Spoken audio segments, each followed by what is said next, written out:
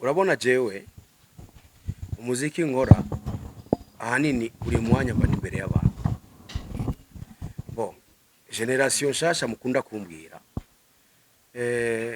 ndibagira ivyo jengira kuko bo ni studio popularity gakiza agacaba umustar. Jewe sinabonye ubustare kwanza, je nabanje kwanza gukora.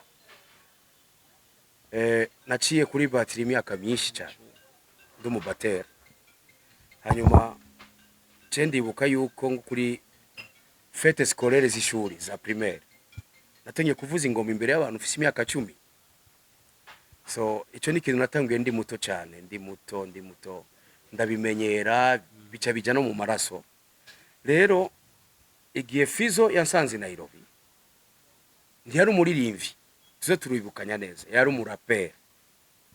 Nije nabihinduye ivy'uburaperi ndamubwira urabikunda cyane, urakunda Tupac Shakur, urakunda nde sava, ariko ushaka yuko uguma mu mitima y'abantu utebeyo ririmba neza tu.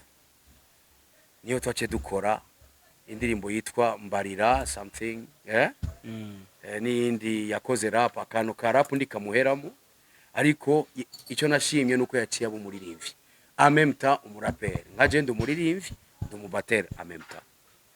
Rero iyi generation shasha ego nivyo bakora muziki, ariko ndibakora ivyo twebwe dukora. Jewe ivyo ngora ndabikorera chaque semaine mba ndiko ndimenyereza. Nta concert nimwe je noja gukora na gato nabanje guca kwanza muri repetition gatoya. Sinshobora ngo ejo ni concert tugende, oya bajya bahungu cyanda babwira ndi oya kwa kundi nyene ngo repete nidutangura kujya twatanguye cyatangura ukundi gushasha. Rero urumva nk'umuntu udafise ishaka ibi vy'iwanje ubona ko ari birebire cyane bica bikuremera, ariko uzobikunda akavuga ati naje iyo nzira ndayikunze. Barahari aya ma orchestre yose mubona nga mu barenga barafise ikintu bagiye barafata kuri jewe baranyigana. Hari abangurikiye abandi nabo baca baravuga ati inzira yo kujya kuba recording artist niyo twifuza, bagaca baja kuri recording, bagaca baba popular biciye ku mihora YouTube etc. Ivyo vyose social media, basi abona abandi nurundi rwego rwo ba artist. Umuziki narabivuze kuva kera yuko biri muri tourisme. Urabona ingenzi zije zishobora gutaha zidaciye ahantu batamba, ahantu banywa, kandi ndibagenda yo gusa kuraba, bagenda yo kudepansa. Rero natwebwe turi muri ivyo. Akamoje notera leta nuko yokorohereza abaririmvyi, kuko kwanza bamenye ivyo dukora ivyo ari vyo, babitahure, hanyuma bace babishiramo ingufu kujya Tanzania yabigize. Tanzania ni leta yabishizemo ingufu kuko yabonye yuko ari vyo.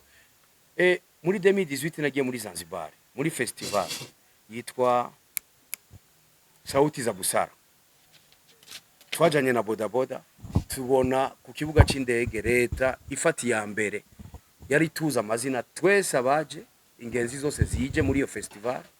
Hanyuma bari bafise umwanya wo kuja kudutembereza turabe ahantu batwara aba esclave, amabohero babashiramo ibintu ngivyo. Ukabona kabisa yuko leta yafatanije festival no kumenyekanisha Zanzibar. Rero no ngaje no kwifuza yuko vyogenda gutyo. Tourisme tuyirimo kandi twebwe turafasha cyane, nuko gusa umenga ivyacu vyashizwe inyuma, byarashizwe inyuma. Rero akamu notera leta nuko nyene batangure korohereza ibi bintu byose by'imidegaduro. Nabone bakore bidi dukore, tushiremo ingoga, tushiremo ingufu muri ibi bintu, kuko hari abantu basigaye bapanga ama vacances suiva n'ama evenement bakora mu gakoga mu gihugu. None umuntu aje muri vacances ndabaje n'amafaranga abiri, abaje n'amafaranga azorira nga, abandi bagafata amazu y'abantu, imiduga y'abantu, ni ibintu byinshi biri muri ivyo bintu. Abagwiza tunga benshi basigaye bakora ama event, benshi baba bakunda umuririmvyi, tuvugisha ukuri. Abari umuntu agukunda akavuga ati jewe nakuze ndakumva nka Ndeka yarabivuze, je nakuze ndakwigana kwishuri indirimba nka wewe. Ndavuga ni umunsi je nzorogira inguvu nzogutumira. Yarabivuze niyo mwari muri umuziki ndushigikiwe. Muri 2010 niyo nagiye gukora concert ya mbere muri Tanzania ya mbere. Jewe ndumiwe, nari maze gukora album ya Turudi Nyuma. Muri iyo concert watwara igihugu cha Tanzania Kikwete yari ngaho ku kibuga cy'umupira, yarivugiye numva n'amatwi yanje yuko agira afati ya mbere, afati ya mbere aravuga abaririmbyi biwe bose babandi bakera bati ID nibo bari ariko nibo bari babona ko ari bo bagezweho.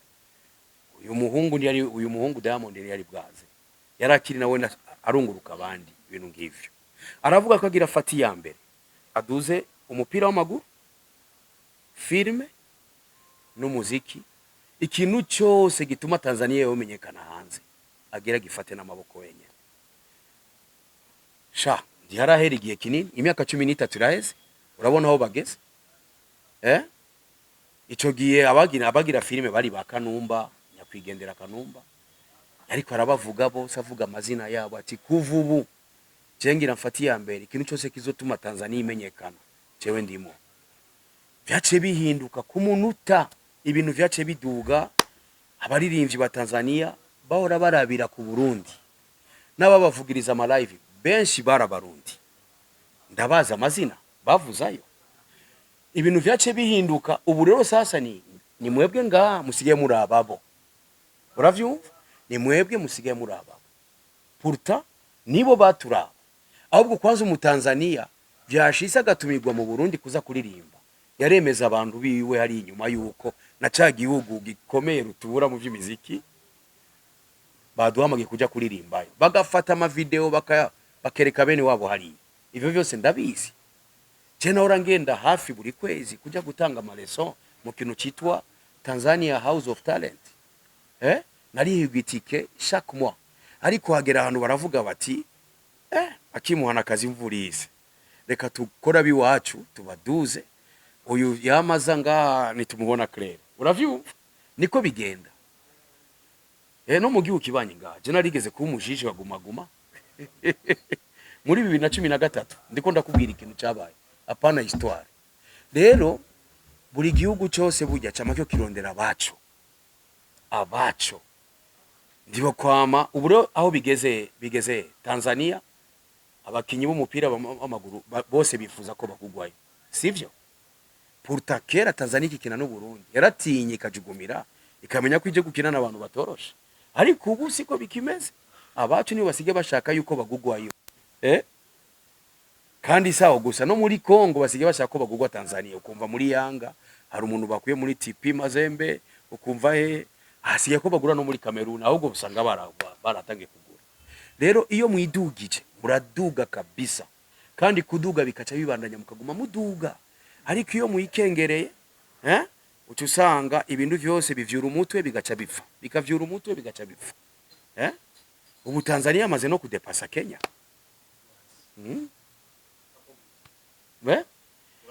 Twiduze kwanza, icambere ni leta itangure kwanza itahura ibintu byacu ibiturimo.